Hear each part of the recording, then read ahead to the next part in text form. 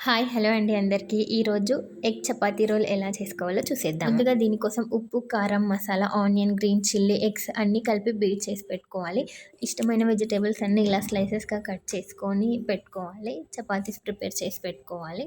Vegetable స్టఫ్‌లోకి కొంచెం salt, తగినంత chaat masala add చేసి పెట్టుకోవాలి.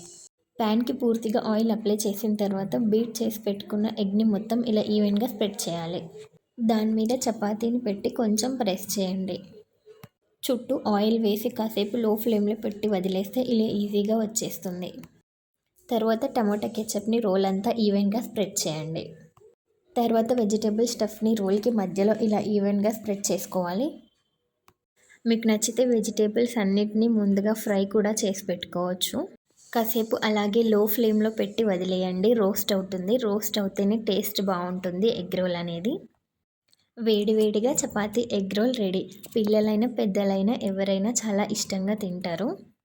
వీడియో నచ్చినట్లయితే లైక్ చేయండి. మరిన్ని వీడియోస్ కోసం సబ్స్క్రైబ్ చేయండి.